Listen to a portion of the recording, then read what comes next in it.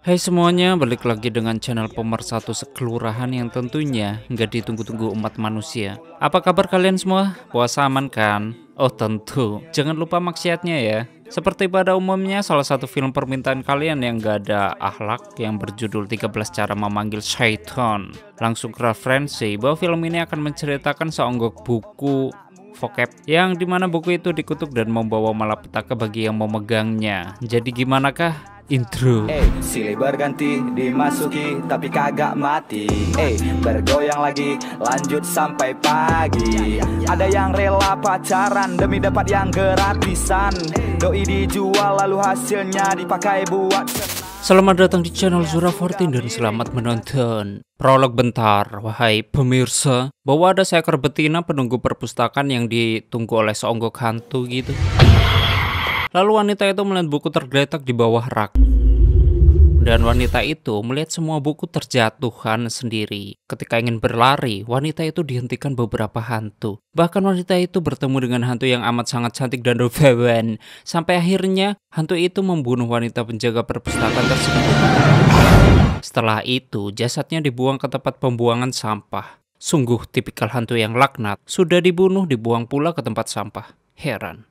Bentar ya, gua kencing dulu. Story diawali oleh ketiga laki-laki yang bernama Freddy, Venus, Dilo, dan seorang perempuan yang bernama Tera. Di saat itu mereka ingin pergi ke toko buku terdekat untuk mencari sebuah buku manga Sugiono in the Sky. Tiba di toko buku tersebut, mereka pun berpencar untuk mencari buku yang mereka cari. Di sini Freddy terkejut karena melihat wanita yang tiba-tiba berada di depannya. Sedangkan Venus dan Tera, mereka sedang mencari buku bersama. Namun sepertinya Tera menyukai Venus karena terlihat dari tatapan matanya yang begitu rupawan. Ketika Freddy mengambil salah satu buku, tiba-tiba saja ada beberapa buku yang terjatuh.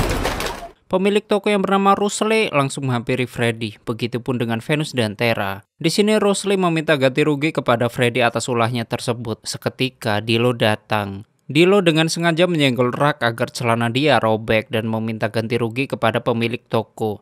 Di toko lo banyak paku tahu? Hingga akhirnya Rusli mengusir mereka. Setelah hal itu tadi, mereka berkumpul di rumah Freddy. Guys, gua punya kejutan buat kalian. Freddy memberitahu bahwa dia telah mencuri buku dari toko tersebut. Seketika Venus mengambil buku itu dan melemparkannya ke arah Dilo. Ketika ingin dibuka, tiba-tiba saja lampu kamarnya padam. Kemudian Venus dan Dilo pun berpamitan karena hari sudah mulai petang. Di sisi lain Om Hadi sedang bertapa untuk mengetes ilmu gelapnya, soalnya gelap. Malam itu ternyata Dilo secara diam-diam mengambil buku Freddy. Dilo membaca buku tersebut. Di buku itu tertera bahwa Dilo harus meneteskan darah jika ingin melihat tulisan selanjutnya. Dilo pun langsung melakukannya dan berharap bisa membaca buku ini lebih lanjut. Setelah beberapa jam menunggu, usahanya sia-sia karena buku itu tidak menunjukkan reaksi apapun. Dilo pun menutup buku itu dan segera tidur.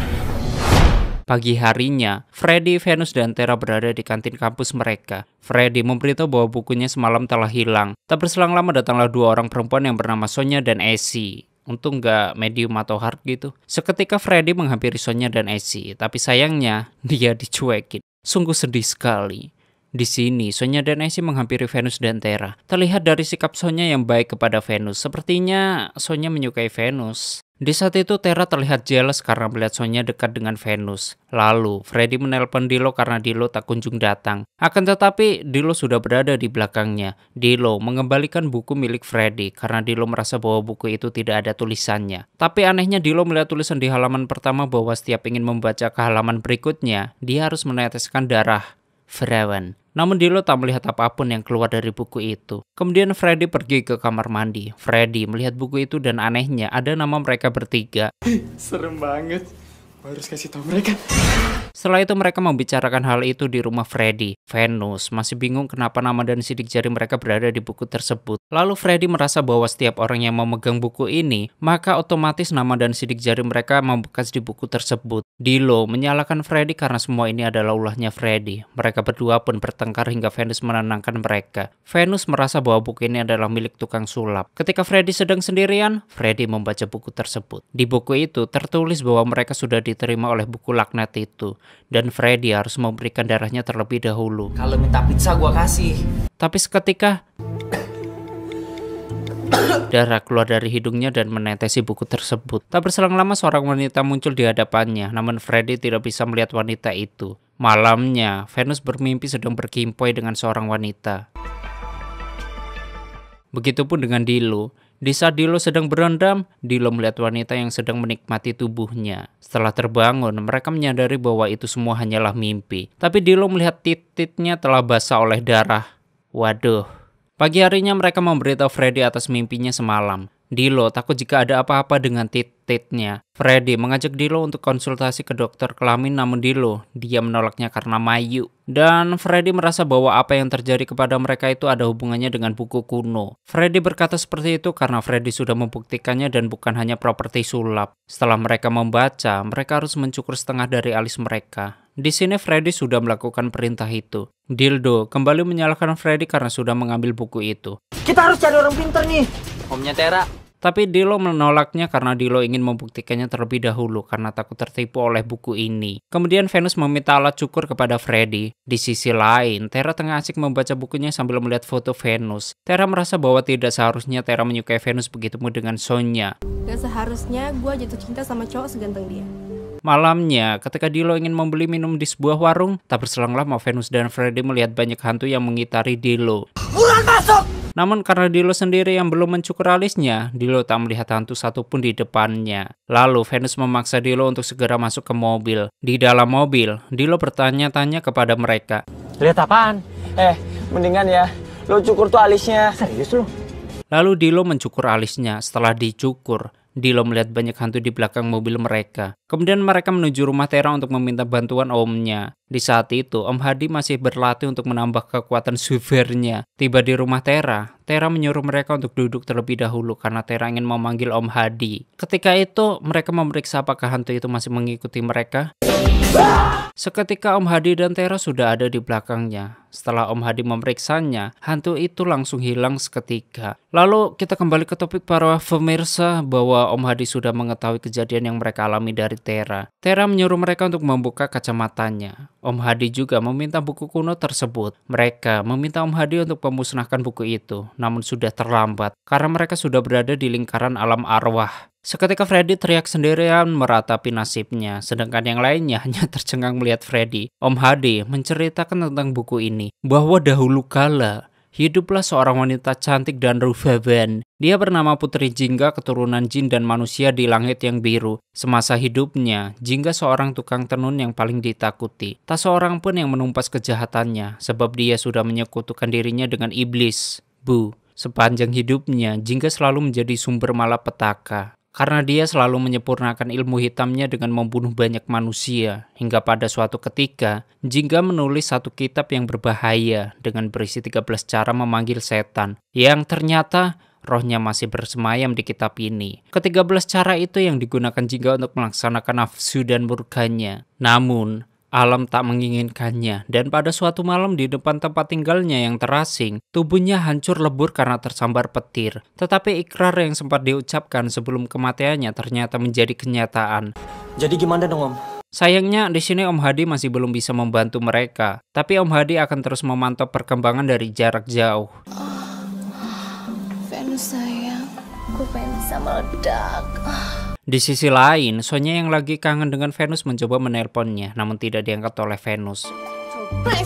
Lalu di malam itu, Freddy, Venus, dan Dilo ingin mengembalikan buku itu. Tapi menurut Rusli, buku itu sudah menjadi hak mereka. Freddy meninggalkan buku itu di dekat pemiliknya yang kemudian mereka pun meninggalkannya. Waktu di jalan, Freddy melihat buku itu di tengah-tengah jalan. Seketika pemilik toko itu muncul di belakang mereka. Lalu mereka pun kembali meninggalkan buku dan Pak Rusli. Tiba-tiba, Dilo menemukan buku itu sudah berada di dalam mobilnya. Kini mereka bertiga sudah membuktikan bahwa buku itu tidak bisa dibuang. Dan tidak ada cara lain selain mengikuti perintah yang ada di buku tersebut. Langkah berikutnya, mereka harus memanggil roh Jingga dengan menggunakan jalangkung. Di buku itu tertera mereka harus melakukannya bersama ke-6 temannya. Tera, Sonya, sama Esi mau bantuin kita.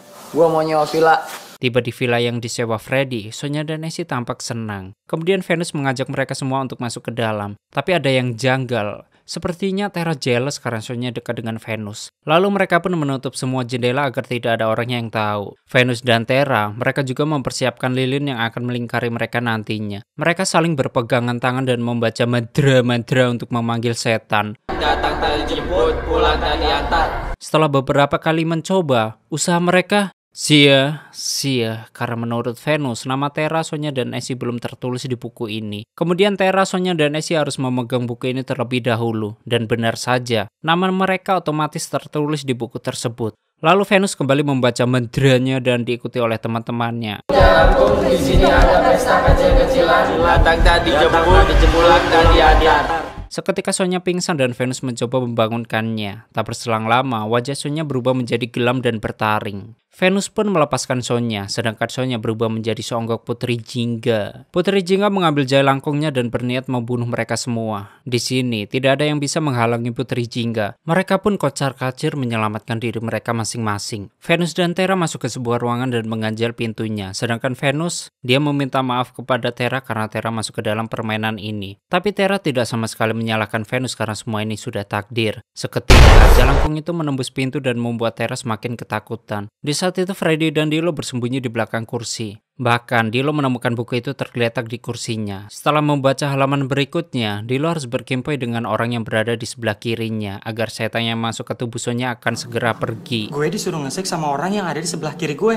Yang ternyata orang itu ternyata Freddy. Ya, mereka harus melakukan perhubungan duniawi dong. Dilo memberitahu Freddy bahwa mereka harus berkempoy. Awalnya Freddy menolaknya, namun Dilo berhayal jika di sampingnya ada Essie, Dilo akan langsung melakukannya. Setelah dipikir-pikir, Freddy pun menyadari bahwa semua ini adalah kesalahannya. Alhasil, Freddy mau berkempoy dengan Dilo. Fred, gue udah siap. Lu nungging deh.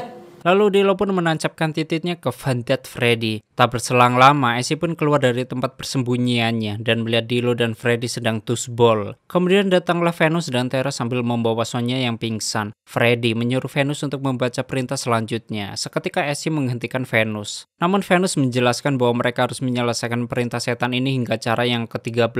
Lalu Essie memarahi Terra karena menurut Essie, dirinya dan Sonya hanya dijadikan korban. Freddy pun langsung meminta maaf kepada Essie karena semua ini adalah idenya. Lalu Venus menenangkan Terra yang mungkin tertekan atas sikapnya Essie. Langkah berikutnya, yaitu mereka harus tidur di dekat kuburan dengan berbalut kain kafan. Di sisi lain, Om Hadi memanggil gurunya yang bernama David Zimbabwe untuk meminta bantuan. David mengingatkan Om Hadi bahwa dia tidak bisa membantunya dan biarkan saja mereka yang akan menyelesaikannya. Namun Om Hadi tetap ingin membantu mereka karena ada keponakannya yang ikut menyelesaikan permainan setan itu. Kekuatan Jingga tidak sanggup kita lawan.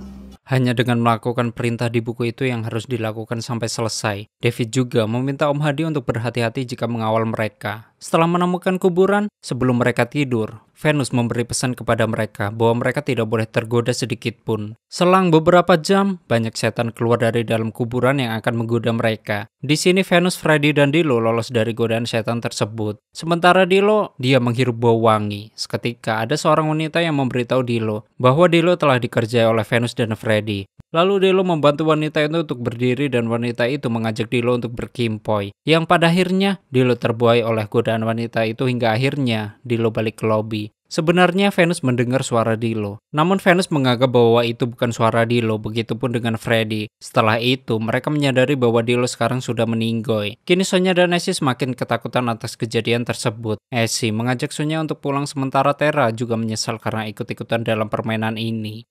Bahaya tau gak kamu keluar malam-malam begini? Ketika ingin menaruh pakaiannya ke dalam bagasi, Essie ditarik oleh songgok hantu. Sementara Sonya keluar dari mobilnya karena ada hantu di dalam mobilnya. Namun Freddy tak bisa menolong Essie karena terhalang oleh hantu. Lalu mereka pun bergegas masuk ke rumah. Venus menyemangati mereka untuk tidak takut, dan mereka harus menuruti perintah di dalam buku tersebut hingga selesai. Kemudian Freddy berinisiatif untuk menyelesaikan perintah dari dalam buku itu. Dan perintah selanjutnya, yaitu Terra dan Sonya harus melepas semfak dan menaruhnya di kepala mereka. Sonya meminta Venus untuk melepaskan semfaknya, sementara Terra, dia melepaskan sefaknya sendiri. Lalu mereka pun memakainya di kepala mereka. Tak berselang lama, ada pusaran angin yang menarik Sonya, Venus, dan Freddy. Lalu Venus dan Sonya masuk ke alam goib. Kini, hanya Terra yang tersisa dan Terra harus melakukan langkah-langkah selanjutnya. Langkah selanjutnya dia harus melakukan 2 langkah sekaligus, yaitu duduk di depan pada waktu maghrib dan memakai payung hitam. Setelah melakukannya, Terra mencium bau bangkai dan Terra juga berkata, Om Hadi, bantuin Terra Om. seketika buku itu terbuka sendiri. Di buku itu tertulis Terra harus berjalan mundur di tangga. Saat melakukan perintah itu, dari belakang ada setan yang berjalan mundur. Waktu dirasa selesai, ada pusaran angin yang memunculkan Sonya dan Venus. Di sisi lain, Om Hadi dan David Chicago sedang dalam perjalanan menyusul Terra ke vilanya. Terra membantu Sonya untuk keluar dari pusaran angin tersebut. Ketika ingin menolong Venus, tiba-tiba saja pusaran angin itu hilang dan Venus tidak bisa diselamatkan. Sedangkan langkah selanjutnya, Terra dan Sonya harus bersiul. Seketika, pocong muncul di belakang mereka. Untung saja Om Hadi dan David datang lalu menolong Terra dan Sonya. Terra meminta Om Hadi dan David untuk mencari Venus dan Freddy. Bahkan Sonya memberitahu bahwa Dilo dan Essie sudah meninggal. Kemudian Om Hadi mengeluarkan Freddy yang terkunci di pendopo depan rumah.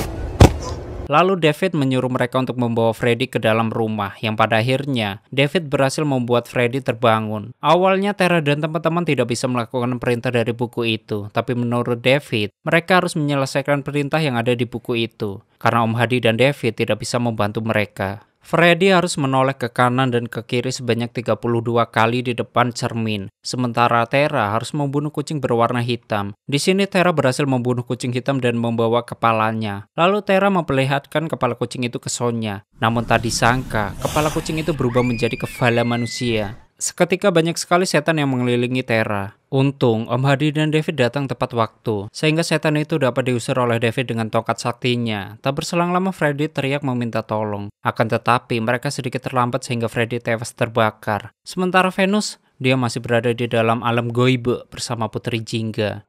Lepasin gua dari sini! Lalu Terra meminta Om Hadi dan David untuk membantunya menyelamatkan Venus. Om Hadi pun dengan senang hati akan membantu Terra. Namun sialnya, David harus meninggalkannya karena waktunya sudah habis. Malam itu, Terra dan Sonya tengah beristirahat, sedangkan Putri Jingga dan Dayangnya mengganggu mereka. Seketika Om Hadi datang dan Putri Jingga pun pergi. Lalu, langkah terakhir Terra dan Sonya harus tidur di dalam kuburan. Sebelum itu, Om Hadi akan mentransfer kebatinan kepada Sonya dan Terra. Om Hadi memberi pesan kepada mereka untuk tidak tergoda dan tidak berteriak sedikit pun. Mereka pun langsung tidur di dalam kuburan. Sementara Om Hadi akan berhadapan langsung dengan Putri Jingga.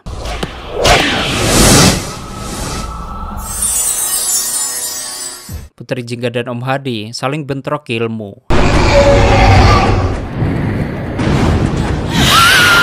Dan ketika itu Om Hadi mendengar teriakan Sonya. Di sini Om Hadi terlena dan kalah dengan Putri Jingga. Akan tetapi Om Hadi tidak gentar dan balik menyerang Putri Jingga. Seketika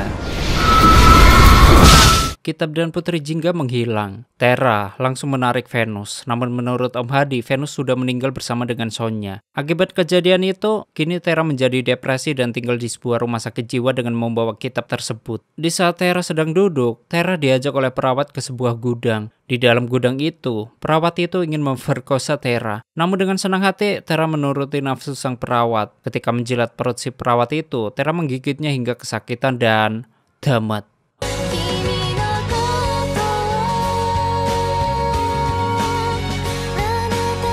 Oke, seperti itulah story dari film 13 Cara Memanggil Setan. Bagi kalian yang filmnya ingin diceritakan, tulis di komentar. Terima kasih udah nyimak video ini sampai habis. Terus support channel ini dengan 13 Cara Memanggil Setan. And stay on this my channel. Jangan kemana-mana. Sampai ketemu lagi di video selanjutnya. Bye-bye.